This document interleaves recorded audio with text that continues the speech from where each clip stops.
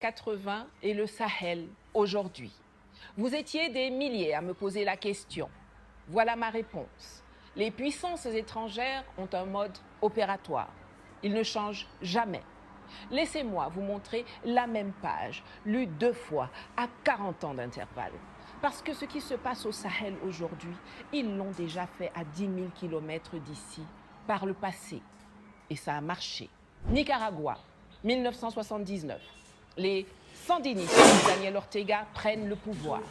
Révolution populaire, soutien massif, réformes agraires, investissements dans l'école et la santé. Un espoir vivifiant anime les populations. Washington ne peut pas laisser passer ça.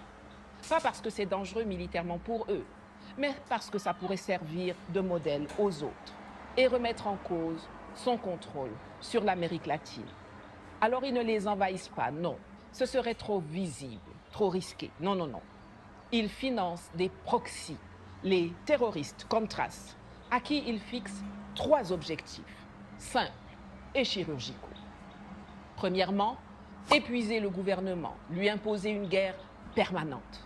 Forcer l'État à dépenser en sécurité et en défense ce qu'il devait dépenser en hôpitaux et en routes. Deuxièmement, terroriser la population. Attaquer les coopératives, les cliniques, les écoles. Faire associer dans l'imaginaire populaire la révolution à l'insécurité et non plus à l'espoir. Et troisièmement, envoyer un message au continent entier. Quiconque tente de s'émanciper sera détruit, peu importe le soutien populaire qu'il a.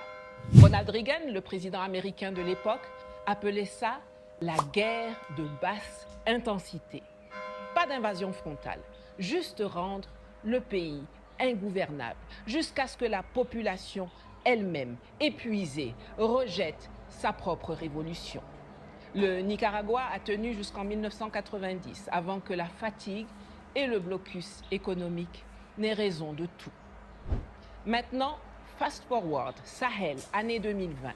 Les gouvernements de transition arrivent au pouvoir, d'abord au Mali, ensuite au Burkina et enfin au Niger. Soutien populaire massif, promesses de souveraineté, de rupture, investissement et espoir de progrès.